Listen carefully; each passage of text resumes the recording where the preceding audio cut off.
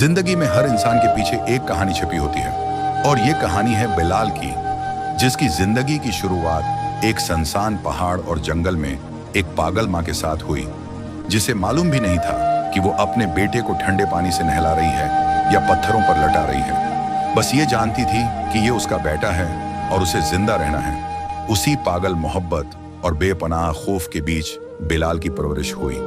बिलाल की दुनिया सख्तियों, पत्थरों, सर्दी और माँ के अजीब और गरीब प्यार से भरी हुई थी, लेकिन उसकी माँ की दुआएं और मोहब्बत उसके दिल में उम्मीद के चिराग जला रही थी। वक्त गुजरा, बिलाल जवान हुआ और माँ बूढ़ी हो गई। यहाँ तक कि एक दिन माँ अपनी आखिरी सांसें लेते हुए बिलाल के हाथ थाम कर कहती है, बेटे, कभी किसी का दिल न तोड़ना।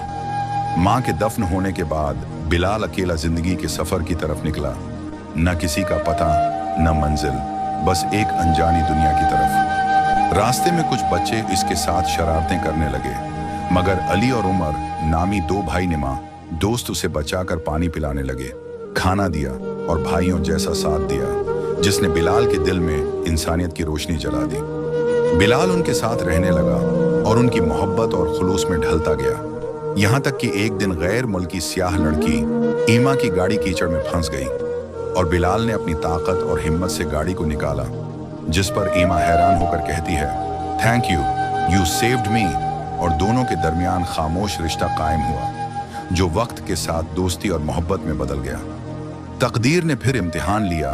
बिलाल एक झगड़े में कत्ल के इल्जाम में गिरफ्तार हुआ और काले पानी के जजीरे की जेल भेज दिया गया, जहां दिन पत्थर तोड़ने और रातें अंधेरों में गुजरें।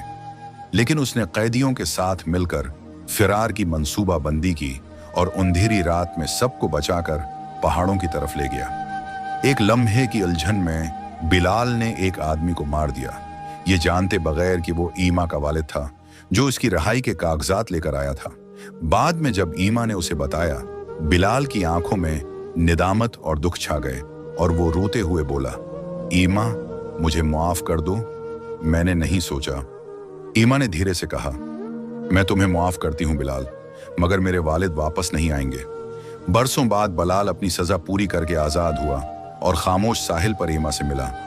दोनों एक दूसरे को देखते रह गए, आंखों में दुख, दिल में उम्मीद और हवा में वही खुशबू जो कभी बिलाल की माँ की दुआओं की तरह इसके दिल को छू रही थी, जैसे जिंदगी ने उसे एक और मौका दे दिया हो, एक नए आगाज और उम्मीद के लिए। और आखिर में यह सब बाकी रह गया कि जिंदगी की सख्तियों, मोहब्बत, दोस्ती और माफी की ताकत के बगैर कोई इंसान मुकम्मल नहीं हो सकता। और हर दुख के पीछे एक रोशनी छिपी होती है, जो इंसान को दोबारा जीने की हिम्मत देती है।